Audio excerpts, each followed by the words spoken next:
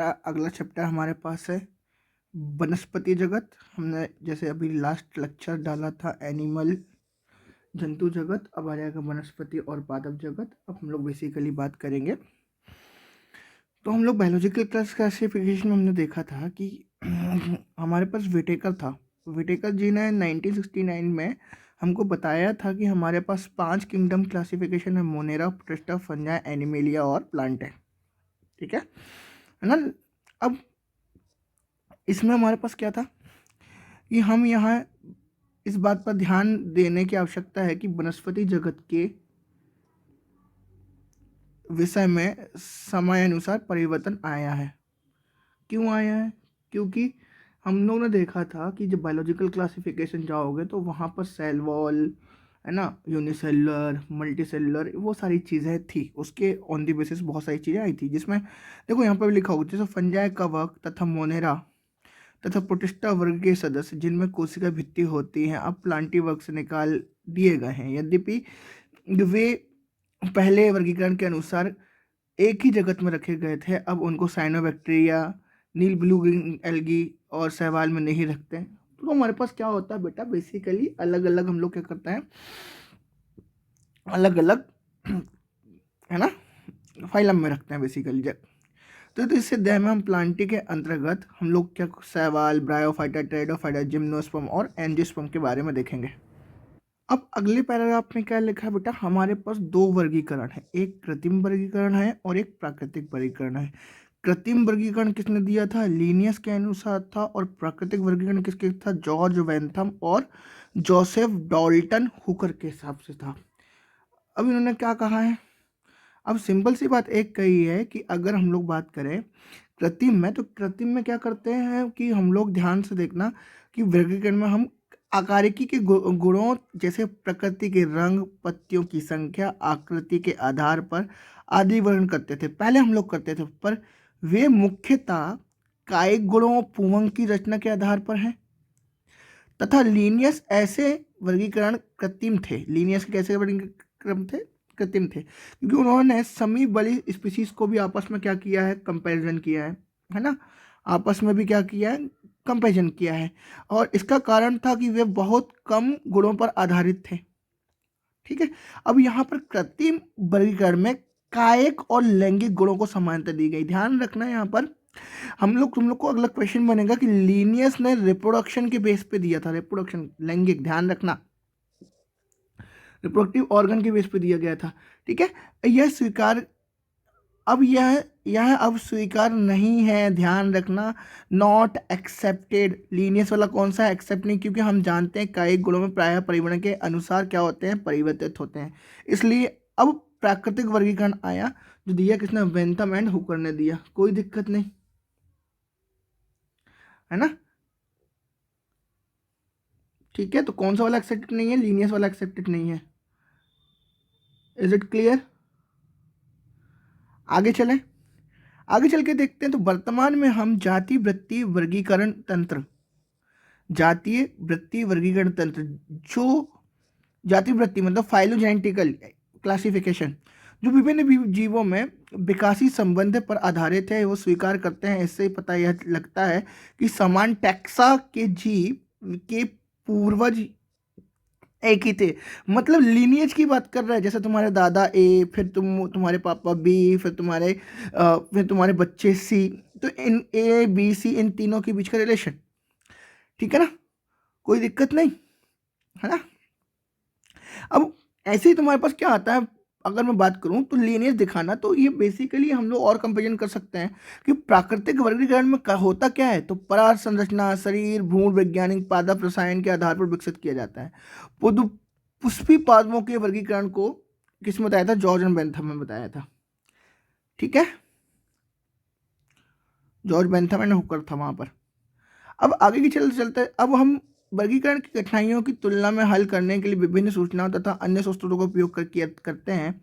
यह तब और कठिन हो जाता है जब उसके पक्ष में कोई भी जीवाश्म प्रमाण उपलब्ध ना हो, है ना। मतलब बेसिकली फाइलोजेनेटिकली कब कठिन हो जाता है कि हम लोग इसके बीच में लीनियस बताएं, तो ओबियस सी बात है इसका हमारे पास एंसेस्टर ही नहीं है हमारे पास, हमारे पास के कैरेक्टर ही नहीं है, कुछ भी नहीं है, तो हम ये इसके बीच में रिलेशनशिप कैसे बताएंगे? पॉसिबल ही नहीं है।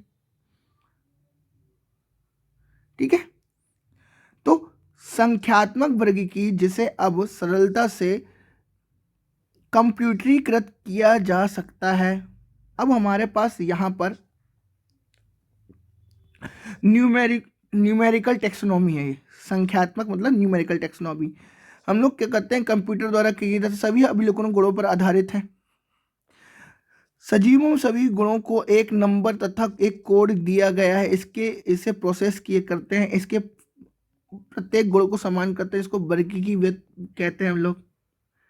ठीक है, अगला क्या है, क्रोमोसोम की संख्या, रचना, व्यवहार, रसायन वगैरह जो पादपों रासायनिक कारकों का उपयोग करते हैं। ठीक, डन है ना। तो बेसिकली अगर मैं बोलूं डेटा के बेस में है बेटा, डेटा के बेस में हमारे पास तीन बेसिकली आती है। एक आती है न्यूमेरिकल टेक्सोनॉमी आती है, एक साइटो टेक्सोनॉमी आती है। ठीक है, और एक कंप्यूटर टेक्सोनॉमी आती है जिसमें डेटा हम लोग कंटिन्यू करते हैं। तीन होते हैं। अब आगे चलते हैं, हम लोग क्या देखते हैं, सहवाल की बात करते हैं। सहवाल की बात मतलब हमारे पास हम लोग बात करते हैं एल्गी की बात करते हैं। तो एल्गी के बारे में पहले सबसे पहले क्या दिया है, इसका डिस्क्रिप्शन दिया हुआ है। ठीक है, क्या दिया हुआ, डिस्क्रिप्शन दिया हुआ। यहाँ पर हम लोग देखते हैं कि शैवाल क्लोरोफिल युक्त होता है। शैवाल कैसा होता है, क्लोरोफिल युक्त। ओबियस सी बात है भाई, प्लांट के जैसे होते हैं। तो सरल थैलॉइड स्वपोषी, मुख्यतः जली, अलवणीय जल और समुद्री मतलब फ्रेश वाटर, मतलब क्या बेटा, फ्रेश वाटर और समुद्री दोनों में क्या होते हैं, पाए जाते हैं। अब यहाँ पर एक और कहानी जरा ध्यान सुनना। हमारे पास जो थैलॉइड वर्ड बोला, थैलॉइड का मतलब होता है चपटा। क्या होता है, थैलॉइड का मतलब क्या होता है, चपटा होता है, ध्यान रखना। इज इट क्लियर, है ना। आगे चले। अब वे अन्य आवास जैसे नम युक्त पत्थरों, मिट्टी, लकड़ी में भी पाए जाते हैं। क्या कहा, नम युक्त पत्थरों, मिट्टी, लकड़ी में भी क्या होते हैं, पाए जाते हैं। उनमें से कुछ कवक लाइकेन में तथा प्राणियों के संगठन में भी पाए जाते हैं, जैसे स्लॉथ रीच। एक्चुअल में यहाँ पे स्लॉथ जो होता है एक साउथ मतलब ऑस्ट्रेलिया में देखने को मिलता है। अब तुम जाओगे तो ऑस्ट्रेलिया में बहुत स्लो चलने वाला होता है। इसके पैर में नेल बहुत लंबे लंबे होते हैं, उसकी बॉडी में वो हेयर जो होते हैं बहुत लंबे लंबे होते हैं, और वो पौधों प्लांट में मिलते हैं। तो जब बारिश होती है तो बारिश में इनकी हेयर्स में क्या हो जाते हैं, एल्गी ग्रो कर जाते हैं। क्या ग्रो कर जाते हैं, एल्गी ग्रो कर जाते हैं। ठीक है, शैवाल के माप और आकार में विभिन्नता होती है, ओबियस सी बात है। ये कॉलोनी जैसे बॉलवॉक्स है ना, तंतुमय जैसे यूलोथ्रेक्स और स्पायरोगारा। तुमको डायरेक्टली क्वेश्चन बोलेगा बेटा कि कॉलोनी के फॉर्म में जहाँ फैमिली इकट्ठी रहती हूँ उसका एग्जांपल दो, दैट इज कॉल्ड वॉलवॉक्स। और जहाँ पर तुम्हारे पास स्टेट डंडे के रूप में तो यूलोथ्रेक्स और स्पायरोगारा है। ठीक है, अब तक हो सकते हैं इनमें से कुछ सवाल, जैसे कैल्प। कैल्प क्या होते हैं, बहुत विशालकाय होते हैं, लार्जेस्ट होते हैं, बहुत बड़े होते हैं, बहुत क्या होते हैं, ये बड़े देखने को मिलते हैं। डन, आगे चले। सवाल कायिक, अलैंगिक और लैंगिक जनन करते हैं। तो vegetative, asexual and sexual reproduction. अब कायिक जनन विखंडन विधि द्वारा होता है। विखंडन मतलब बिखरना, टूटना।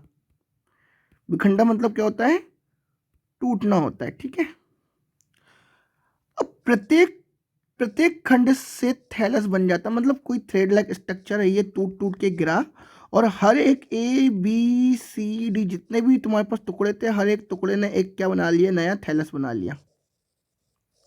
थैलस ने क्या बना दिया, न्यू बॉडी बना लिया। क्या बना लिया, न्यू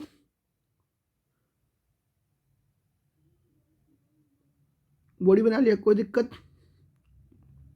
अब अलैंगिक जनन विभिन्न प्रकार के बीजाणु द्वारा होता है। बीजाणु मतलब कोई भी ऐसा बीजाणु, बीज, जैसे ओवम स्पर्म ऐसे होते हैं, उनको बीजाणु बोलते हैं। तो बेसिकली अगर मैं बात करूँ तो जैसे तुम्हारे पास शैवाल में सामान्यतः ये बीजाणु जूस्पोर, एप्लेनोस्पोर, ठीक है ना, बेसिडियोस्पोर, एस्कोस्पोर, ये सारी चीज़ें तुम्हारे पास स्पोर स्पोर दे सकते हैं। तो ये विभिन्न तुम्हारे पास क्या होते हैं, स्पोर्स तुमको देखने को मिलते हैं। इनमें कसाबिक फ्लैजिला, फ्लैजिला कसाबिक को हम लोग क्या बोलते हैं बेटा, ओबियस सी बात है, फ्लैजिला है तो कैसे होंगे, चलायमान होंगे, मूवमेंट करने वाले। अब ये अंकुरण के बाद पौधे बन जाते हैं। लैंगिक जनन में दो प्रकार के उग्मनज मिलते हैं, एक कसाबिक उग्मनज, कसाबिक मतलब फ्लैजिला युक्त होगा तो ये मूवमेंट करेगा तथा माप में समान हो सकते हैं। फ्लैजिला जो होंगे वो सेम हो सकते हैं और मिलेगा किसमें, यूलोथ्रिक्स में। क्वेश्चन पूछेगा, ये इंपॉर्टेंट है, which one have same flagella, that is called Ulothrix. किसमें मिलेगा हमको, यूलोथ्रिक्स में देखने को मिलेगा। ओके, आगे की तरफ हम लोग चलते हैं कि जो अथवा फ्लैजिला विहीन, जिनमें नहीं होंगे, विहीन लेकिन समान, फ्लैजिला विहीन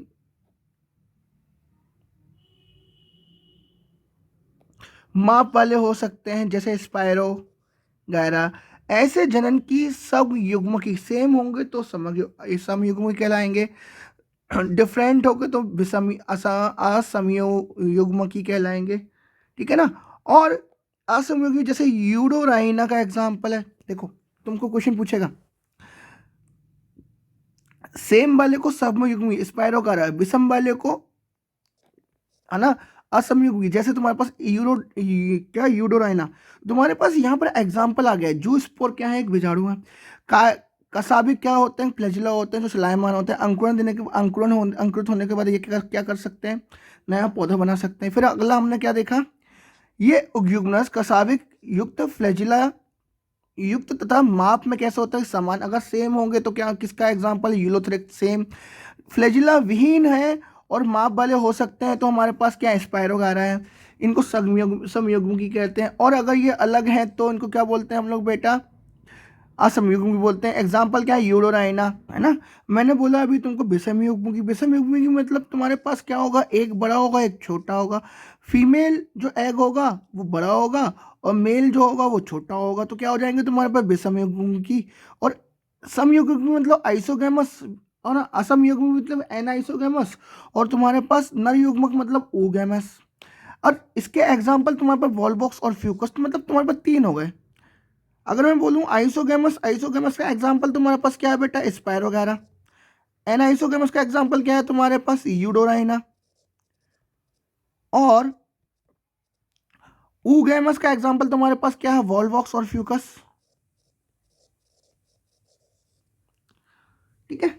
आगे की तो चलते हैं, तो आगे की ओर हम लोग क्या पढ़ते हैं कि शैवाल वर्ग तथा उनके महत्वपूर्ण गुणों का सारांश तालिका में किया गया है। कहाँ किया गया है, तालिका में किया गया है। मनुष्य के लिए शैवाल बहुत उपयोगी है। अगर मैं बात करूं, पृथ्वी पर प्रकाश संश्लेषण के दौरान कुल स्थिरीकृत कार्बन डाइऑक्साइड का लगभग आधा भाग शैवाल स्थिर करती है। मतलब तुम्हारे पास 0.03% है तो उसका कितना, उसका हाफ कौन स्थिर करता है, शैवाल। ये क्वेश्चन अच्छा है, ठीक है। ये इंपॉर्टेंट क्वेश्चन बन सकता है अगर किसी का ध्यान नहीं गया। हिंदी में तो काफी अच्छा दिखा है, कोई दिक्कत नहीं। प्रकाश संश्लेषी जीव होने के कारण शैवाल अपने आसपास के पर्यावरण में घुलित ऑक्सीजन का स्तर बढ़ा देते हैं। ये ऊर्जा के प्राथमिक उत्पादन होने के कारण, प्राथमिक मतलब प्रथम एनर्जी का प्रोडक्शन, सबसे पहले प्रथम उत्पादक कौन है तुम्हारे पास, तो कौन होते हैं, एल्गी होते हैं शैवाल। उनके कारण महत्वपूर्ण क्योंकि ये जलीय प्राणियों के खाद्य चक्रों का आधार है। मतलब पानी में रहने वाले जो ऑर्गेनिज्म हैं उनके उनके सर्कल को मेंटेन करने वाला कौन है, खाद्य चक्र है। पोरफाइरा, लेमिनेरिया और सार्गासम की बहुत सी स्पीसीज प्रजातियां जो समुद्र की 70% स्पीसीज प्रजातियों में से हैं, जो भोजन के रूप में उपयोग की जाती हैं। मतलब तुम देख रहे हो इवोल्यूशन कितना खतरनाक चल रहा है। यहाँ पर क्या बोला है इन्होंने ये बोला कि हमारे पास जो शैवाल है वो ऊर्जा का प्रथम उत्पादक है। दूसरा इन्होंने क्या बोला कि जलीय जीवों में खाद्य फूड श्रृंखला को मेंटेन करते हैं। तीसरी चीज क्या बोली इन्होंने, पोरफायरा, लेमिनेरिया और सार्गासम की कितनी स्पीसीज, 70। ध्यान रखना ये क्या करते हैं, फूड को उपयोग करते हैं जलीय जीवों में। ओके, आगे की तरफ चले। कुछ समुद्री भूरे लाल शैवाल बहुत ही अधिक क्या क्या निकालते हैं, कैराजीन बोलते हैं बेसिकली, जो लाल शैवाल का उत्पादन करते हैं, जिनके लाल शैवाल का उत्पादन करते हैं, जिनका व्यावसायिक उपयोग होता है। जैसे जलेडियम और ग्रेसिलेरिया से क्या बनते हैं, एगार प्राप्त होता है, जिसका उपयोग सूक्ष्म जीवों के संवर्धन और आइसक्रीम में और जेलीनुमा बनाने में किया जाता है। सूक्ष्म संवर्धन मतलब क्या कि एक पेट्री डिश में अगार डालते हैं तो माइक्रो ऑर्गेनिज्म का प्रोडक्शन किया जाता है और आइसक्रीम और जेली को जमने के लिए उपयोग किया जाता है। अब हमारे पास क्या होता है, क्लोरेला तथा स्पाइरुलिना प्रोटीन एक कोश की शैवाल हैं। कौन कौन से, क्लोरेला और स्पाइरुलिना लिखा है, स्पाइरुलिना बोलते हैं, स्पाइरुलिना। क्लोरेला और स्पाइरुलिना एक कोशिकी शैवाल, यूनिसेलुलर। कौन कौन से तुम्हारे पास, क्लोरेला और स्पाइरुलिना। इन्हें प्रोटीन भरपूर मिलता है, यहाँ तक कि इसका उपयोग अंतरिक्ष यात्री कहाँ ले जाते हैं, अंतरिक्ष में लेके जाते हैं। 3 मुख्य प्रकार की शैवाल होती है, क्लोरोफाइसी, फियोफाइसी और रोडोफाइसी। कौन कौन सी, क्लोरोफियो और रोडोफाइसी। अब हम एक और चीज की बात करते हैं, ये डायग्राम याद रखना। हमारे पास जैसे एक डायग्राम है ना, यहां पर ये फैमिली दिख रही है और जनक कॉलोनी, ये तो हमारे पास बॉलवॉक्स होना चाहिए, फैमिली दिखती है। और इसके अंदर जाओगे तो फ्लैजिला ये निकले होते हैं, फ्लैजिला निकले रहते हैं, ठीक है, ओके, है ना। ये तो हमारे पास स्पायरो वगैरह है, फिलामेंटस,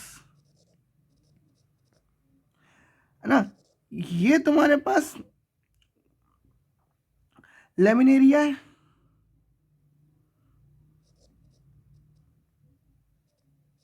ये पूरा का पूरा फैलेट दिख रहा है लेमिनेरिया। ये छेद, फोकस किस पे करो, छेद पे करो तो फ्यूकस बोल सकते हैं। और जो फैला हुआ है ना, डिक्टियोटा।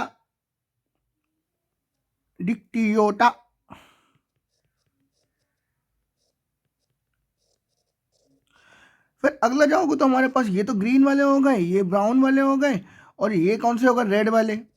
कौन कौन से हैं, पोरफायरा और पॉलीसिफोनिया, ठीक है। बेटा बच्चों में बता दूं तुमको, हर साल एग्जाम्पल बेस्ड करीबन मतलब मैं तो 20 क्वेश्चन से तो ऊपर मिलेंगे आपको, बॉटनी जूलॉजी दोनों मिला के, ठीक है, बॉटनी और जूलॉजी मिला के इतने तो मिलने हैं। हम ये क्लोरोफाइसी, फियोफाइसी, रोडोफाइसी पढ़ने से पहले सबसे इंपॉर्टेंट क्या कर लेते हैं, इसकी एक टेबल पढ़ लेते हैं। क्लोरोफाइसी हरे शैवाल होते हैं, क्लोरोफिल ए बी होता है। फियोफाइसी भूरे शैवाल होते हैं, क्लोरोफिल ए सी होता है और इसमें फ्यूकोजेंथिन देखने को मिलता है वर्णक। और रोडोफाइसी लाल होते हैं, क्लोरोफिल क्या होता है, एडी होता है, इनमें फाइको इरिथ्रीन होता है ना। अब इनके अंदर संचित भोजन क्या होता है, स्टार्च होता है, इनमें मैनिटोल लेमिनेरिन होता है, क्लोरोफाइसी में स्टार्च, फियोफाइसी में मैनिटोल लेमिनेरिन और रोडोफाइसी में फ्लोरिडीन स्टार्च होता है, ठीक है, फ्लोरिडीन स्टार्च होता है। कोशिका भित्ति एक में सेलुलोज की बनी होती है, फियोफाइसी में सेलुलोज और एल्जिन की बनी होती है, और रोडोफाइसी में सेलुलोज की बनी, मतलब तीनों में सेलुलोज, बस हमको ध्यान रखना है, एल्जिन ऐड करना है फियोफाइसी में, है ना।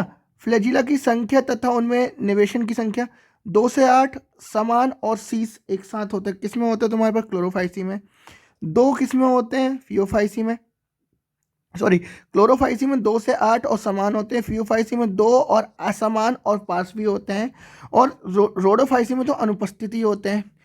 ये हैबिट कहाँ मिलते, कहाँ, आलवण जल, लवणीय जल और खारा जल तीनों में देखने को मिलते हैं। ये आलवण जल बहुत कम, खारा जल और लवणीय जल में देखने को मिलते हैं। ठीक है, और इसके बाद आलवण जल, कुछ खारा जल और लवण जल में अधिकांश देखने को मिलता है। फिर से एक बार जरा पढ़ते हैं। आवास कहाँ कहाँ मिलेगा, अलवण, लवणीय, खारे जल तीनों में देखने को मिलेगा। अलवण जल में देखने को मिलेगा बहुत कम, खारे जल में और, ठीक है ना, और लवणी में देखने को मिल जाएगा। फिर आलवण जल, ठीक है, कोई कुछ मिलेंगे खारे जल में और बहुत ज्यादा मिलेंगे लवण जल में। ठीक है, अब क्लोरोफाइसी में आ जाओ। अभी हमने क्या पढ़ा, क्लोरोफाइसी के सदस्य कैसे होते हैं, हरे सवाल, एक केसिका होते हैं, एक कोशिका होते हैं, यूनिसेलुलर होते हैं, और कॉलोनियल होते हैं। कॉलोनियल मतलब वॉल्वॉक्स याद करो, और तंतुमय, तंतुमय मतलब स्पायरोगारा याद कर लो। ठीक है, कोई दिक्कत। इसके बाद याद रखो क्लोरोफिल, इसमें ए और बी हमने ऊपर देखा था। इसका रंग कैसा होगा, ग्रीन रंग का होगा। वर्णक सुस्पष्ट क्या होगा, क्लोरोप्लास्ट, लिए तो ग्रीन है। क्लोरोप्लास्ट डिस्क प्लेट की तरह होता है, डिस्क प्लेट, जालिकाकार, कप शेप का होता है। और कैसा होता है, सर्पिल, सर्पिल आकार का होगा, और ribbon like, thread like structure होगा। ठीक है, अलग अलग देखने को मिल जाता है। ओके,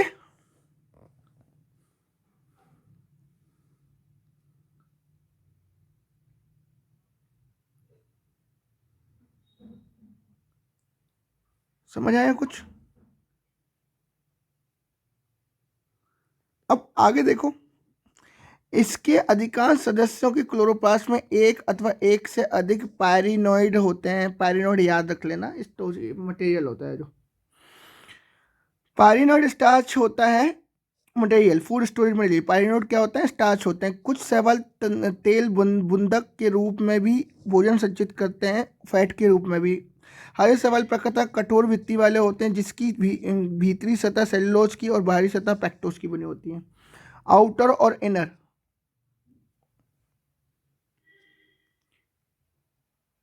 इनर, आउटर, आउटर और इनर, इनर वाली सेल्यूलोज की और आउटर वाली किसकी बेटा, पेक्टोस की बनी होती है। पेक्टोस, पेक्टोस, पेक्टोस। आउटर किसकी बनी होगी, पेक्टोस की। इनर किसकी बनी होगी, सेल्यूलोज की।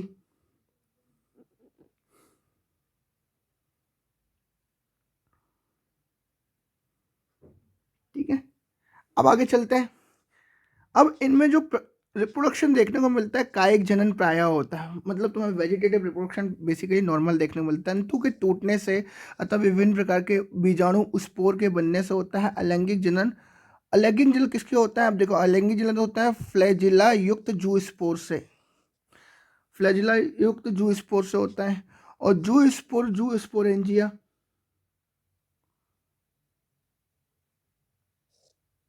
जू स्पोर, जू स्पोरेंजिया चल बीजाणुधानी में बनते हैं। लैंगिक जनन अब किससे होता है, लैंगिक जनन कोशिकाओं में बनने में विभिन्नताएं दिखाई देती हैं। अब ये समयुग्म की आइसोगेमस, एनाइसोगेमस और ऊगेमस हो सकते हैं। एग्जाम्पल, इनके एग्जाम्पल क्लेमाइडोमोनास, वॉल्वॉक्स, यूलोथरेक्स, स्पायरोगारा तथा कारा। कितने एग्जाम्पल हैं बेटा तुम्हारे पास, क्लेमाइडोमोनास, वॉल्वॉक्स, यूलोथरेक्स, स्पायरोगारा और कायरा। कितने एग्जाम्पल हैं, यूलोथरेक्स, यूलोथेरेक्स, स्पायरोगारा, वॉल्वॉक्स और क्लेमाइडोमोनास और कारा। ये तुम्हारे पास कितने एग्जाम्पल हैं, ध्यान रखना, 5 एग्जाम्पल देखने को मिलते हैं। ठीक है ना, ओके। अब फियोफाइसी की बात करते हैं। फियो मतलब बेसिकली क्या हो जाएगा, ब्राउन वाली।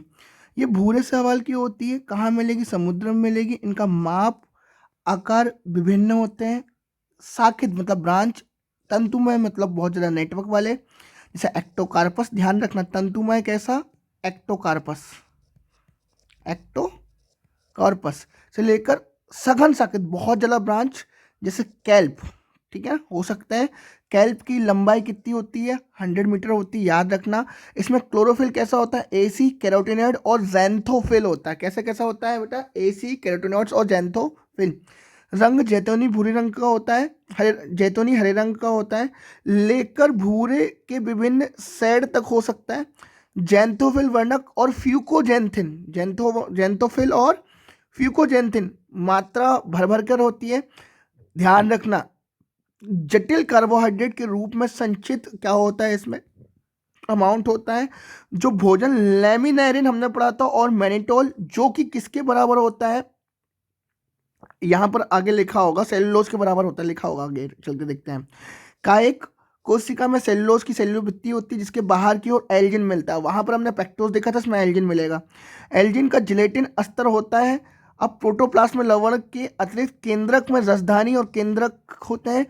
पौधा प्रायः संलग्न अधर सबस्ट्रेटम, याद रखना नीचे सबस्ट्रेटम से जुड़ा हुआ रहता है।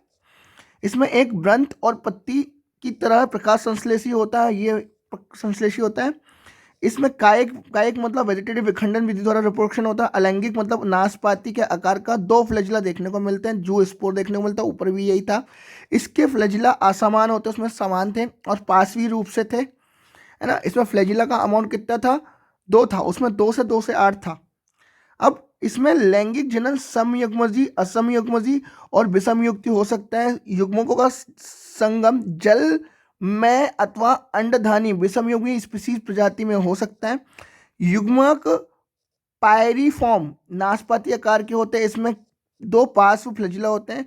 इसमें सामान्यतः एक्टोकार्पस डिक्टियोटा लेमिनेरिया सार्गासम और फ्यूकस आते हैं। क्या क्या, एक्टोकार्पस डिक्टियोटा लेमिनेरिया सार्गासम और फ्यूकस। क्या क्या आता है बेटा, एक्टोकार्पस डिक्टियोटा लेमिनेरिया और सार्गासम और फ्यूकस। क्या क्या आता है, एक बार फिर से, एक्टोकार्पस डिक्टियोटा लेमिनेरिया सार्गासम और फ्यूकस आता है। ठीक है, इसमें वाली लाइन कहाँ गई, क्योंकि इंग्लिश में वो लाइन है, ठीक है, जिसमें कार्बोहाइड्रेट के बराबर लिखा रहता है, ग्लाइकोजन कार्बोहाइड्रेट के बराबर लिखा रहता है, इसमें नहीं लिखा है ना, उसमें वो लाइन है। अब रोडोफाइसिल रेड कलर की होती है, लाल रंग की वर्णक होता है। आर इरेथ्रोफाइकोरिथिन के कारण ये अधिकांश लाल शैवाल समुद्र में पाए जाते हैं और इनकी बहुलता समुद्र में बहुत गर्म क्षेत्रों में मिलती है। ये पानी की सतह पर अधिक प्रकाश होता है। जहाँ अधिक प्रकाश होता है वहाँ पर, पानी की सतह पर जहाँ पर अधिक प्रकाश नहीं पहुँच पाता है वहाँ भी पाए जाते हैं, और जहाँ पर अधिक होता है वहाँ भी पाए जाते हैं। समुद्र की गहराई में भी मिलते हैं, जहाँ प्रकाश कम होता है वहाँ भी मिलते हैं, वहाँ भी पाए जाते हैं। तो जहाँ ज़्यादा हो वहाँ पर भी, जहाँ कम हो लाइट वहाँ दोनों जगह देखने को मिलते हैं। अब लाल शैवाल का थैलस अधिकांशतः बहुकोशिकीय होता है, इसमें कुछ संरचना बड़ी जटिल होती है। भोजन ये आ गया, इसमें फ्लोरिडीन स्टार्च के रूप में मिलता है रोडोफाइसी में और संचित होता है। इसकी स्टार्च संरचना एमाइलो प्रोटीन और ग्लाइकोजन की तरह होता है। फ्लोरिडीन एमाइलो प्रोटीन और ग्लाइकोजन की तरह मिलता है। ध्यान रखना किसमें मिलेगा, रोडोफाइसी में मिलेगा, ये क्वेश्चन बनता बार बार। अब इसमें जो रिप्रोडक्शन होगा कायिक, उसमें भी कायिक था, अलैंगिक उसमें भी अलैंगिक, दोनों में अलैंगिक था, और उसमें भी लैंगिक अचल युग्मनजों के द्वारा होता है। लैंगिक विषम युक्ति होता है, इसके पश्चात निश्चोत्तर विकास होता है। इनकी समानता कौन कौन से, पॉलीसिफोनिया, पोरफायरा, ग्रेसिलेरिया और gelidium. Polysiphonia, porphyra, gracilaria, gelidium, P2G2, porphyra, Polysiphonia, है ना, ग्रेसिलेरिया, जिलेडियम, ठीक है ना। ओके, इनसे अगार अगार निकलता देख लेना वहाँ पर, और ठीक है। अब हम लोग पढ़ेंगे ब्रायोफाइटा। अब हम लोग प्लांट के, हमारे यहाँ पर सवाल खत्म होते हैं, अब हम लोग पढ़ेंगे प्लांट के बारे में। ब्रायोफाइटा की बात करते हैं। ब्रायोफाइटा में मॉस और लिवरवर्ट आते हैं। 2 एग्जाम्पल क्वेश्चन आएगा डायरेक्टली कि ब्रायोफाइटा में क्या क्या आते हैं। तो ब्रायोफाइटा में क्या आता है बेटा, मॉस और लिवरवर्ट आते हैं, जो प्रायः पहाड़ियों में नम और छायादार क्षेत्रों में पाए जाते हैं। कहाँ मिलते हैं ये, नम और छायादार क्षेत्रों में मिलते हैं। ब्रायोफाइटा को पादप जगत के क्या बोलते हैं, जल स्थल चर बोलते हैं। ब्रायोफाइटा को हम लोग एक और चीज अगर हम लोग बोले तो एम्फीबियंस भी बोल सकते हैं, एम्फीबियंस बोल सकते हैं। क्यों, क्योंकि ये जल में भी रहते हैं और स्थल में भी आते हैं, जल से पहली बार आए थे। पानी से पहली बार जमीन में आया था। जल स्थलचर भी बोलते हैं क्योंकि ये भूमि पर जीवित रह सकते हैं, किंतु अब देख ध्यान रखना, किंतु लैंगिक जनन के लिए इनको जल पर निर्भर करना पड़ता है। ठीक है ना, मतलब बेसिकली अगर रिप्रोडक्शन करना है इनको, सेक्सुअल रिप्रोडक्शन करना है, तो डिपेंड किस पे करेंगे, वाटर पे करेंगे। अब ये प्रायः नम, सीलन, आर्द्र तथा छायादार स्थानों पर पाए जाते हैं। ये अनुक्रमण में महत्वपूर्ण भूमिका निभाते हैं, है ना, साइकिल के लिए। अब इनकी पादपकाय शैवाल की अपेक्षा अधिक विभेदित होती है, बहुत ज़्यादा विभेदित होती है। ध्यान रखना, थैलस की तरह होता है और शयान अथवा सीधा होता है, शयान अथवा सीधा होता है।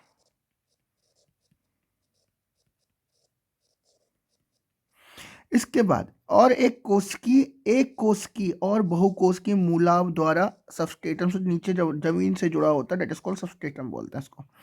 इसमें वास्तविक मूल, तना और पत्तियां नहीं होती। ध्यान रखना, मेजरली अगर मैं बात करूं तो ब्रायोफाइटा में अभी तक हमारे पास कोई भी, हमारे पास रूट, स्टेम और लीव्स, मूल, तना और पत्तियां नहीं होती। इनमें मूल सम, पत्ती सम और तना सम संरचना होती है। ध्यान रखना, उसके जैसे स्ट्रक्चर मिलता है पर उसमें होता नहीं है।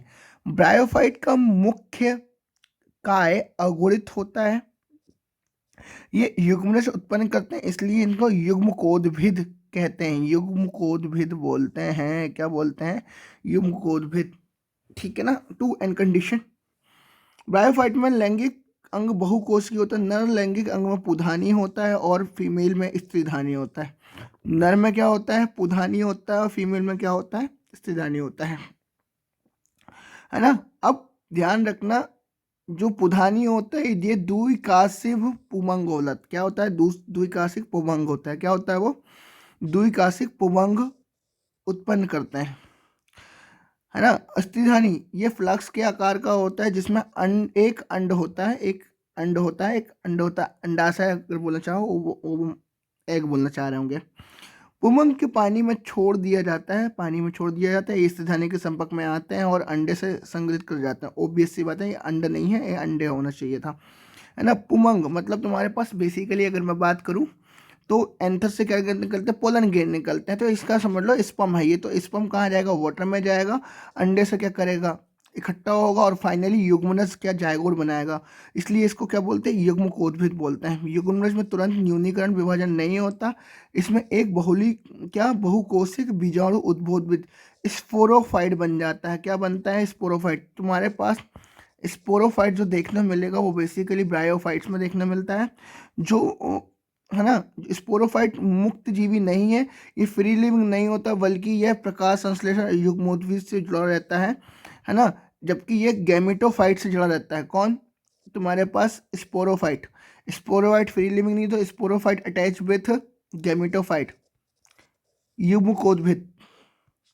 इससे अपना अपना पोषण प्राप्त करता रहता है ना। तो sporophyte obtain nutrient from the gametophytes. Sporophyte की कुछ कोशिकाएं न्यूनीकरण विभाजन करती हैं, जिससे अगुणित बीजाणु अंकुरित होकर युग्मकोद्भुज से विकसित हो जाता है ना। फिर क्या करेंगे? ये अंकुरित हो गए और ये फिर ध्यान रखना ये अलग हो जाएंगे इससे। ब्रायोफाइट का बहुत कम आर्थिक महत्व है। महत्व देखो इनका क्या नहीं है, लेकिन कुछ मौस शाकाहारी स्तनधारियों, पक्षियों तथा अन्य प्राणियों को भोजन प्रदान करते हैं। जैसे हमने पढ़ा था, स्फैग्नम की कुछ स्पीसीज जाति पीठ प्रदान करती है। किसकी बेटा? स्फैग्नम। ध्यान रखना, पीठ, स्फैग्नम पीठ, है ना, प्रदान करती है, और जिसका उपयोग ईंधन के रूप में किया जाता है। किसमें? हम लोग फ्यूल की तरह यूज करते हैं। किसकी तरह यूज करते हैं? फ्यूल की तरह। इसका उपयोग पैकिंग में सजीव पदार्थों को स्थानांतरित करने में यूज करता है। किस में यूज करते हैं? पैकेजिंग में यूज करते हैं, पैकेजिंग में, और सजीवों को एक जगह से दूसरी जगह ले जाने में काम करते हैं। इसका कारण यह है कि इनमें से पानी को रोकने की क्षमता बहुत अधिक होती है, मतलब वाटर एब्जॉर्बेंट होते हैं। कौन? स्फैग्नम जो होते हैं वाटर एब्जॉर्ब होते हैं, जो वाटर को लंबे समय तक के लिए अपने पास रखा जाता है। लेकिन लाइकेन समेत मांस सर्वप्रथम ऐसे सजीव हैं जो चट्टानों पर उगते हैं। कौन? लाइकेन के साथ कौन? मांस आते हैं। लाइकेन के साथ कौन बेटा? लाइकेन के साथ कौन है? लाइकेन के साथ है मांस, जो कहाँ पर उगते हैं? तुम्हारे पास चट्टानों में उगते हैं, ध्यान रखना। इनका परिस्थिति की दृष्टि से बहुत महत्वपूर्ण होता है। इन्होंने चट्टानों को अपघटित किया है तथा अन्य उच्च कोटि के पौधों में उगने के लिए अनुरूप बनाया है। बेसिकली करते क्या है कि ये लाइकेन, जब लाइकेन और मांस किसी स्टोन के ऊपर उगते हैं, है ना, तो ये क्या करते हैं? स्टोन को खत्म करके, अपघटन करके बेसिकली करेंगे क्या? ये मिट्टी बनाने का काम करते हैं, सॉइल फॉर्मेशन करते हैं, सॉइल फॉर्मेशन करते हैं, चट्टानों में उगते हैं तथा इनकी परिस्थिति के सॉइल फॉर्मेशन करते हैं। अन्य उच्च कोटि के पौधों को उगने के अनुरूप बनाया जाता है। चूंकि मॉस मिट्टी पर एक सघन परत बना देते हैं, इसलिए वर्षा की बौछारें मृदा को हानि नहीं पहुंचाती। अब क्या करते हैं मॉस? क्या करते हैं? अब सॉइल के ऊपर क्या करते हैं? ये बेसिकली लेयर बना देते हैं। जब लेयर बना देते तो पानी की बूंदें ऊपर से बहुत तेज़ी से पड़ेंगी। हमने देखा है कि अगर सॉइल रहती है, सॉइल पे अगर पानी का फोर्स हम लोग डालें तो जहाँ पर पानी का फोर्स पड़ता है वहाँ गड्ढा हो जाता है। तो ये गड्ढा होता है तो मिट्टी वहाँ से बह कर जाती है, उस मिट्टी को बहने से रोकने से बचाता है ये।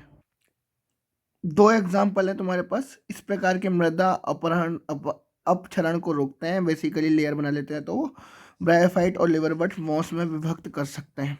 इसके एग्जाम्पल कौन कौन से हैं हमारे पास? एक ए, बी, सी और डी। ए, बी, डी। तो ए वाला तुम्हारे पास लिवरबट, लिवरबट का एग्जाम्पल मर्केंशिया है, ठीक है ना। फिर इसमें ए क्या दिखा रहा है तुमको? ये जो दिखा रहा है मादा थैलस, है ना, जेमा कप दिखा रहा है तुम्हारे पास।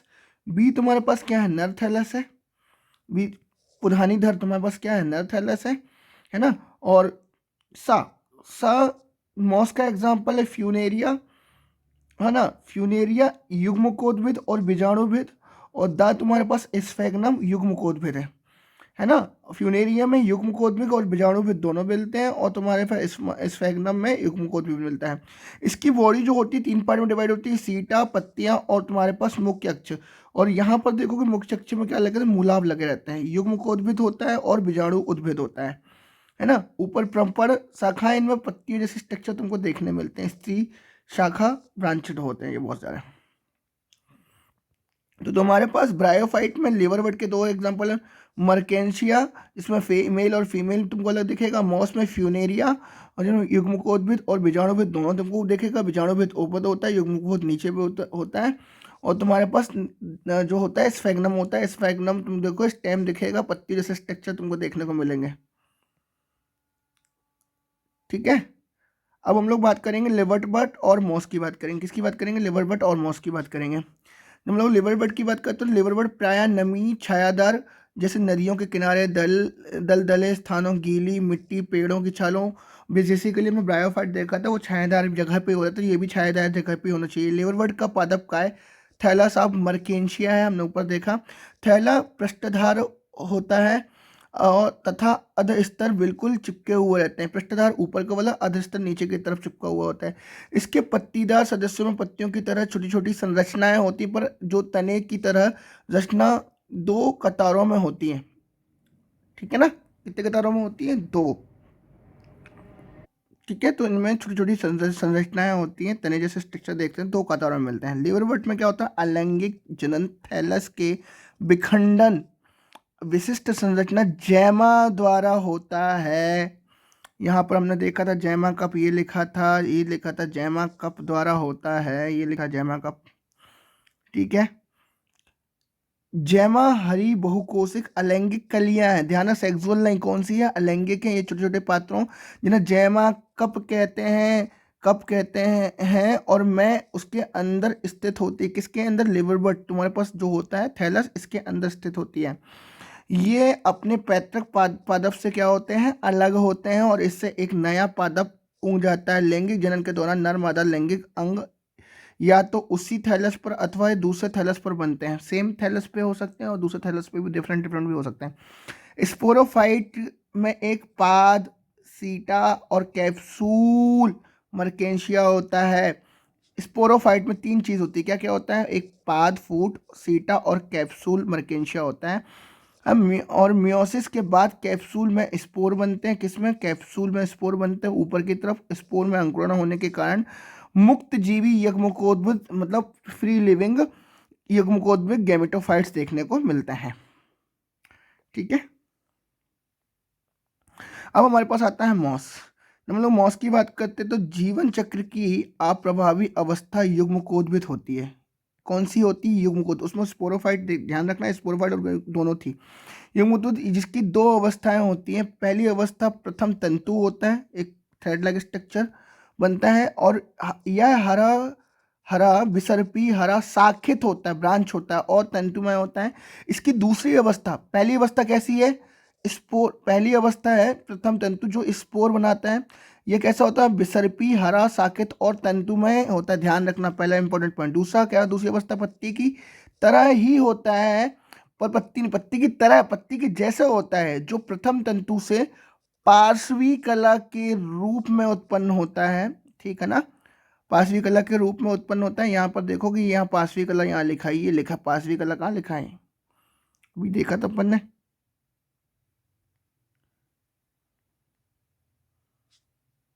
कहाँ लिखा पार्श्वी कला?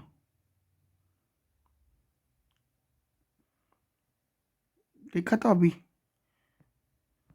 ठीक है देख लेंगे, लिखा तो है, दिमाग से निकल गया। अभी देखा अपन ने, पार्श्वी कला के रूप में उत्पन्न होती है। ठीक है, पार्श्वी कला बेसिकली हमारे पास, हम लोग क्या मोसिस देख, ध्यान रखना, मोसिस और गैमा कप, यहाँ पर दो चीज़ होती है लिवर बर्ट में, है ना? लिवर बर्ट और मोसिस होता है। मोसिस लिवर बर्ट में तुम्हारे पास थैलस वाला होता है, गैमे कप बनते हैं। इसमें मोसिस में प्रोथैलस बनते हैं। प्रो, पार्श्वी मतलब प्रोथैलस।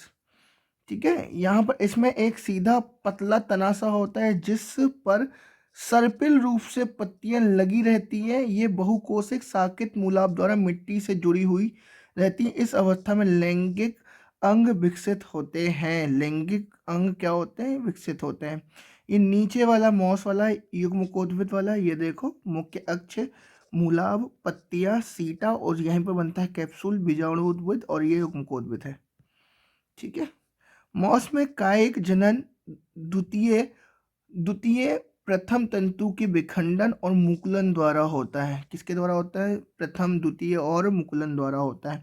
जैसे जनन में लैंगिक अंग पुधानी और स्त्रीधानी पत्तीदार प्ररोह की चोटी पर ऊपर स्थित होते हैं, एकदम ऊपर होते हैं। क्या क्या? लैंगिक अंग पुधानी तथा स्त्रीधानी एकदम ऊपर की तरह स्प्लिट होते हैं। ये 1 और 2। ठीक है है ना? तो निषेचन के बाद, निषेचन फर्टिलाइजेशन के बाद युग्मनज से स्पोरोफाइट विकसित होता है। युग्मनज से क्या होता है? स्पोरोफाइट विकसित होता है, जो पाद, सीटी और कैप्सूल में विभाजित होता है। स्पोरोफाइट 3 हिस्सों में होता है, सीटे, पाद, सीटा और कैप्सूल में विभाजित होता है। मॉस में स्पोरोफाइट लिवरवट की अपेक्षा अधिक विकसित होता है। कैप्सूल में स्पोर होता है। मियोसिस के बाद स्पोर बनते हैं। मॉस में स्पोर विकसित बहुत विस्तृत प्रणाली होती है। इसके सामान्य फ्यूनेरिया, पॉलीट्राइकम और स्पेगनम होते हैं। ठीक है, अब हम लोग पढ़ेंगे क्या? टेरिडोफाइटा। टेरिडोफाइटा टेरिडोफाइटा की बात करते हैं तो टेरिडोफाइटा की को सजावट की में बहुत अधिक मात्रा में उपयोग किया जाता है। टेरिडोफाइटा कहाँ यूज किया जाता है? सजावट में। जैसे तुम दोनों फर्न का नाम सुना होगा। हम लोग जो फ्लावर लगता है ना, फ्लावर में पत्तियां जो लगती हैं, देखना ग्रीन ग्रीन कलर की, वो वही रहती हैं। ऐसी वाली पत्तियां होती है, ऐसी और ऐसी ग्रीन कलर की पत्तियां पत्तियां होती हैं बहुत सारी, है ना? ऐसी पत्तियां होती हैं, ऐसी बड़ी बड़ी। अब फूल वाले अधिकांश फर्न का उपयोग सजाने में किया जाता है और सजावटी पौधों के रूप में उगाते हैं। विकास की दृष्टि से ये स्थल पर उगने वाले सर्वोत्तम पौधे होते हैं। जमीन पर पहले वाले उगने वाले पहले पौधे होते हैं, क्योंकि बैरायोफाइटा हमारे पास पहले किस में आए थे? जमीन में आए थे, पानी से। पर उगने वाले टेरिडोफाइट प्लांट पहले कौन से होते? टेरिडोफाइट प्लांट होते हैं जिनमें संवहन ऊतक, ध्यान रखना, ऊतक। कौन से ऊतक? संवहन ऊतक, जाइलम और फ्लोएम पहले वाले आते थे, ब्रायोफाइटा में नहीं आते, इतने ही आए थे। अब आप इन ऊतकों को विषय में विस्तार से अध्ययन में पढ़ेंगे। जीवाश्मी रिकॉर्ड की अगर बात करूं तो जीवा अनुसार टेरिडोफाइट कितने मिलियन पहले यहाँ 350 मिलियन वर्ष पूर्व प्रभावित वनस्पति से थे। कितना है? 350 मिलियन, 350 मिलियन, 350 लाख। और वे तने रूपी थे। कैसे थे? इसमें स्टेम था। टेरिडोफाइट के अंतर्गत हॉर्सटेल आता है और फर्न आते हैं। दो एग्जाम्पल कौन कौन से तुम्हारे पास? हॉर्सटेल और फर्न, ये भी इंपॉर्टेंट है। टेरिडोफाइट ठंडे गीले छायादार स्थानों पर पाए जाते हैं, यद्यपि कुछ रेतीली मिट्टी में कुछ अच्छी तरह उगते हैं। रेतीली मिट्टी में अच्छी तरह उगते हैं। आपको याद होगा कि ब्रायोफाइट के जीवन में युग्मकोद्भिद प्रभावित था। Yes, I know. लेकिन टेरिडोफाइटा में स्पोरोफाइट प्रभावित होता है। उसमें क्या था? युग्मकोद्भिद, गैमेटोफाइट था। गैमेटोफाइट से स्पोरोफाइट लगा हुआ था, है ना, जिसमें वास्तविक रूप मूल तना पत्तियां होती हैं। उसमें सीटें था। इन अंगों में सुस्पष्ट संवहन ऊतक मिलता है। ध्यान रखना। टेरिडोफाइट्स, ये पत्तियां छोटी लघुपर्ण, उदाहरण सैला जिनेला, अथवा बड़ी महत्वपूर्ण बृहत्पूर्ण हो सकता है। सैला जिनेला बहुत क्या होता है? महत्वपूर्ण हो सकता है। इसके बाद स्पोरोफाइट में बीजाणुधानी होती है, जो पत्ती की तरह बीजाणु पर्ण पर लगी रहती है। कुछ टेरिडोफाइट के बीजाणु पर्ण सघन होते हैं और सुपृष्ठ रचना बनाते हैं, जिन्हें शंकु कहते हैं। शंकु इज फाउंड इन, शंकु किसमें मिलता है? टेरिडोफाइट में मिलता है। जैसे एग्जाम्पल तुम्हारे पास दो है, सेलाजिनेना और इक्विसीट। ये देखो तुम्हारे पास, अगर मैं बात करूँ, ये ऊपर वाले हिस्से की बात करते हैं लोग। स्ट्रोविलस, शंकु के जैसे स्ट्रक्चर तुमको देखने को मिलता है। उदाहरण के लिए सेलाजिनेना और इक्विसीटम। बीजाणुधानी के स्थिर बीजाणु मात्र कोशिका में मियोसिस के कारण बीजाणु बनते हैं। किसके कारण? मियोसिस, माइटोसिस नहीं, किसके कारण? मियोसिस के कारण। ध्यान रखना। बीजाणु अंकुरित होने के बाद अस्पष्ट छोटा बहुकोश की मुक्त जीवी, वहाँ भी मुक्त जीवी अधिकांशता प्रकाश संश्लेषित थैलाभ युग्मकोद्भिद बताते हैं। वहाँ पर भी यही था, जिसे प्रोथैलस कहते हैं। युग्मकोद्भिद को उगने के लिए ठंडा गीला छायादार स्थान चाहिए होता है। इसकी विशिष्ट सीमित आवश्यकताएं और निषेचन के लिए पानी की आवश्यकता कम होने के कारण जीवित टेरिडोफाइटों का शैवाल फैलाव भी सीमित रहता है। बेसिकली अगर क्या होगा, पानी कम होगा तो इनका फैलाव भी ज़्यादा नहीं हो, रेगिस्तान में जब बढ़ेंगे नहीं, ठीक है, और कम भौगोलिक क्षेत्र तक सीमित रहते हैं। इनको बेसिकली छायादार ज़्यादा चाहिए। राजस्थान में अगर बोलोगे तो इनका अमाउंट क्या मिलेगा? बहुत कम मिलेगा। युग्मकोद्भिद के कारण नर और मादा अंग होते हैं, अलग अलग होते हैं, जिसको पुधानी और स्तधानी, उसमें भी हमने पढ़ा था। पुधानी में पुमड़ू के निकलने के बाद उससे स्तधानी के मुंह तक पहुंचने के लिए क्या चाहिए? पानी चाहिए। मतलब फर्टिलाइजेशन के लिए ब्रायोफाइट में पानी चाहिए था, इसमें भी क्या चाहिए? पानी चाहिए। स्तधानी में स्थित अंडे से नर युग्मक संलयन हो जाता है और क्या बनाता है? युग्मनस जायगोट बनाता है। उसके बाद युग्मनस में बहुकोशिक सुस्पष्ट, उसमें अस्पष्ट, इसमें सुस्पष्ट स्पोरोफाइट बन जाता है और टेरिडोफाइट की प्रभावी अवस्था है। यद्यपि अधिकांशतः टेरिडोफाइटों में जहां स्पोर एक ही प्रकार के होते हैं, उन पौधों को समबीजाणु कहते हैं, सेम होते हैं, सेम। और एग्जाम्पल सेलाजिनेला और साल्विनिया, दो प्रकार के बृहद और छोटे स्पोर बनते हैं। विषम क्या बोलते हैं? विषम बीजाणु बोलते हैं। साल्विनिया और सेलेजिनेला, इनको विषम बीजाणु बोलते हैं, है ना। बृहद, बड़े और छोटे दो बनते हैं। बड़े बृहद बीजाणु मादा तथा छोटे बृहद बीजाणु क्या? नर कहलाते हैं। मेल गैमेटोफाइट और फीमेल गैमेटोफाइट। मेल हमेशा कैसा होता है? मेल हमेशा छोटा होता है, फीमेल हमेशा बड़ी होती है। क्रमशः मादा और नर युग्मन बन जाते हैं। ऐसे पौधों में ध्यान रखना, मादा और युग्मकोद्भिद दोनों आवश्यकताओं की पूर्ति के लिए पैतृक स्पोरोफाइट से जुड़ा होता है। किससे जुड़ा होता है? उसमें गैमेटोफाइट था, इसमें स्पोरोफाइट था, ठीक है ना। मादा युग्मकोद्भिद में युग्मनज, हमने पढ़ा था ब्रायोफाइट में, है ना, युग्मनज का विकास होता है, जिससे एक नया सहसा भ्रूण बनता है। इस घटना को हम लोग बीजी प्रकृति की ओर ले जाती है, बीज, सीड। टेरिडोफाइट में 4 वर्ग होते हैं, सेलेप्सिडा, लाइकोप्सिडा, है ना, स्फिनोप्सिडा और टेरोप्सिडा। तुम्हारे पास देखो, अगर साइलोप्सिडा की बात कर लो, साइलोटोलम आएगा। लाइकोप्सिडा की बात करो, सेलेजिनेला और लाइकोपोडियम आएगा। लाइकोप्सिडा की बात करोगे, सेलाजिनेला और लाइकोपोडियम आएगा। स्फिनोप्सिडा की बात करोगे तो इक्विसीटम और टेरोप्सिडा आएगा। और नहीं, इक्विसिटम आएगा। स्फिनोप्सिडा की बात करोगे तो इक्विसिटम आएगा, और टेरोप्सिडा की बात करोगे तो ड्रायोप्टेरिस, टेरेस और एडिएंटम, एडिएंटम मिलता है। ठीक है, क्या मिलता है? एडिएंटम मिलता है। साइलोप्सिडा, साइलोटम, साइलोटम, लाइकोप्सिडा, सिलेजनेला तथा लाइकोपोडियम, स्फिनोप्सिडा, इक्विसिटम और टेरोप्सिडा, ड्रायोप्टेरिस, टेरेस और एडिएंटम। ठीक है, फिर हम लोग बात करते हैं जिम्नोस्पर्म आ जाएगा, फिर हमारे पास क्या आ जाएगा बेटा? एंजियोस्पर्म आ जाएगा। ठीक है, अगर पहले हम लोग बात करें डायग्राम की बात कर लें तो इसमें हमारे पास जो ए वाला डायग्राम है वो है सेलेजनेला का, और इसमें क्या होता है? आगे मूल होता है, फिर स्तंभ होता है, फिर पत्तियां देखने को मिलती हैं। बी वाला एग्जाम है हमारे पास इक्विसिटम बोलते हैं, इसमें स्ट्रोबुलस मिलता है, पर्ण मिलता है, संधि गांठ मिलती है और शाखा मिलती है, और नीचे राइजोम मिलता है ना। फर्न की बात करते तो फर्न हमको ये देखने को मिलता है ये, और हमको साल्विनिया की बात करते हो हमको साल्विनिया ऐसा देखने को मिलता है। ठीक है,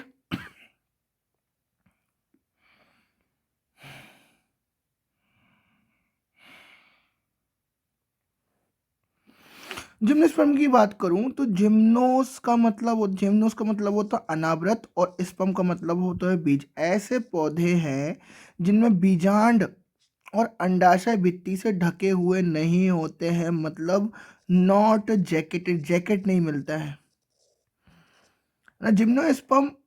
और ये निषेचन से पूर्व तथा बाद में भी अनावृत ही रहते, मतलब इनमें जैकेट मिलेगा ही नहीं, फर्टिलाइजेशन के पहले और फर्टिलाइजेशन के बाद।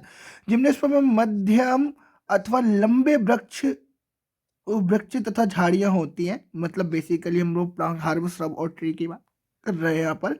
जिम्नोस्पर्म का सबसे बड़ा प्लांट जिम्नो का सुकोया वृक्ष सबसे लंबा प्लांट होता है, ध्यान रखना जिम्नोस्पर्म का। और एनजीओ में जाओगे तो वहां पर आगे की तरफ अगर थोड़ा सा देखो तो यूकेलिप्टस तुमको देखने मिलेगा शायद। इनकी मूल मूल प्राय मूसला मूल होती है।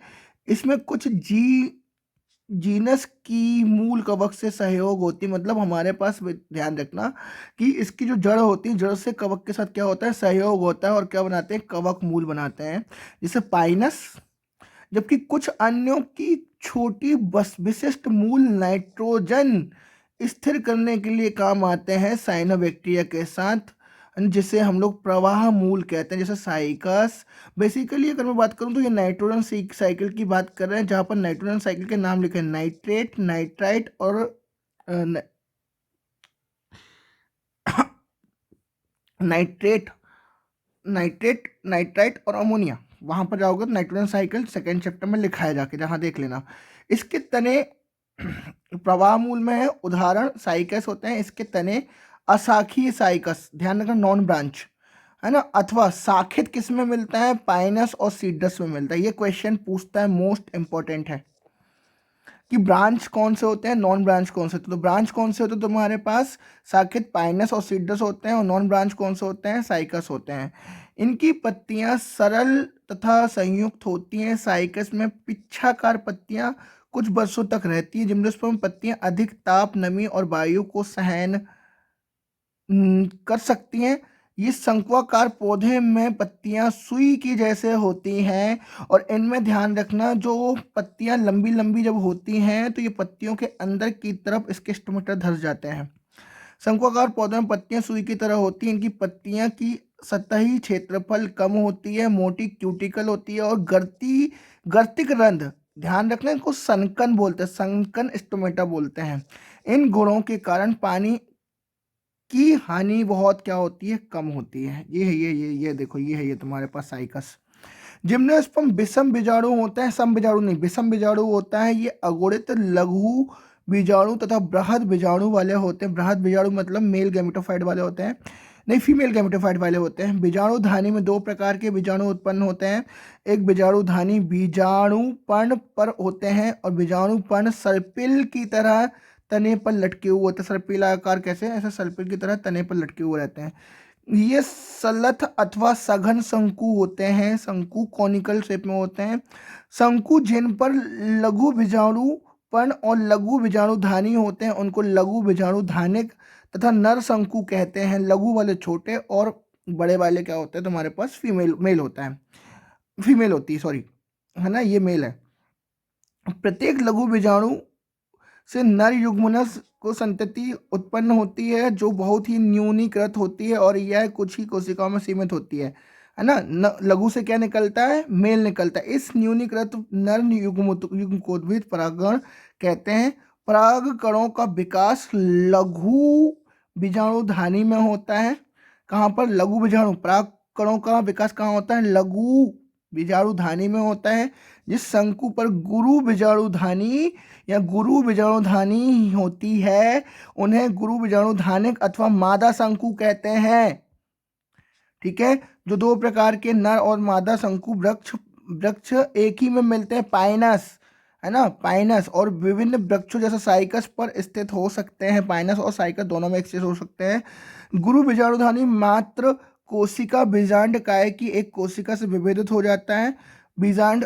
ठीक है, अब इसके बाद इसमें कुछ भी नहीं लिखा है ऐसा। अच्छा, एक अस्तर द्वारा सुरक्षित रहता है, जैसे सघन संरचना को बीजांड कहते हैं। बीजांड गुरु बीजाणुपर्ण पर होते हैं जो एक गुच्छा बनाकर मादा शंकु बनाते हैं। बीजाणुपर्ण क्या बनाते हैं, मादा शंकु बनाते हैं। गुरु बीजाणु मात्र कोशिका में मियोसिस द्वारा 4 गुरु बीजाणु बनते हैं। कितने, 4, ध्यान रखना, कितने बनते हैं, 4 बनते हैं, 4। गुरु बीजाणुधानी बीजांड का स्थित अकेला गुरु बीजाणु मादा युग्मकोद्भिद में विकसित होता है।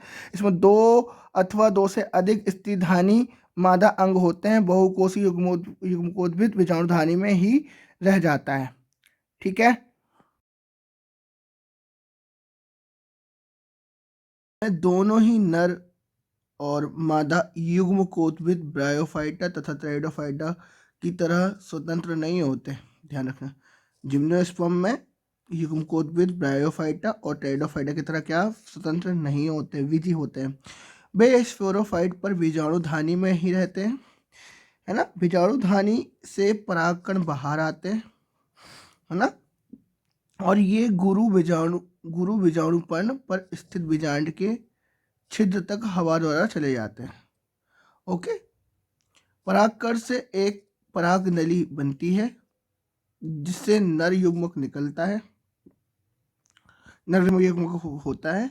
यह पराग नली स्त्रीधानी की ओर जाती है और वहां पर शुक्राणु छोड़ देती है। निषेचन के बाद युग्मनज बनता है और जिसे भ्रूण विकास विकसित हो जाता है ना। बीजांड से बीज बनता है और ये बीज ढके हुए नहीं होते हैं, जैकेट लेस होते हैं, है ना। हमारे पास 2 एग्जाम्पल 3 है, साइकस, पाइनस और। अब एंजियोस्पर्म की बात करते हैं। तो एंजियोस्पर्म क्या होता है, जो आज के समय में सबसे ज़्यादा मिलता है, तो बोलते हैं फ्लावरिंग प्लांट। पुष्पी पादपों अतः एंजियोस्पर्म में परागकण तथा बीजांड विशिष्ट संरचना के रूप में मिलती है, विकसित होती है, उसे पुष्प कहते हैं। जबकि जिम्नोस्पर्म में बीजांड अनावृत होता है। ठीक है, एंजियोस्पर्म में पुष्पी पादप है जिसमें बीज फलों के भीतर होते हैं। यह पादपों में सबसे बड़ा वर्ग है। उनके वास स्थान की बहुत व्यापक इनका माप सूक्ष्मदर्शी जीवों वुल्फिया, ध्यान रखना, वुल्फिया से लेकर सबसे ऊंचे यूके, सबसे छोटा कौन सा है तुम्हारे पास, वुल्फिया, और सबसे बड़ा कौन सा है, यूकेलिप्टस, एंजियोस्पर्म में। ठीक है, होता है। अब 100 मीटर से अधिक ऊंचाई तक का होता है। इनमें हमें भोजन, चारा, ईंधन, औषधियाँ तथा अन्य दूसरे आर्थिक महत्व भी प्राप्त होते हैं। ये 2 वर्गों में बटे होते हैं, मोनोकोटिलेडन और डाइकोटिलेडन, द्विबीजपत्री और एक बीजपत्री। ठीक है,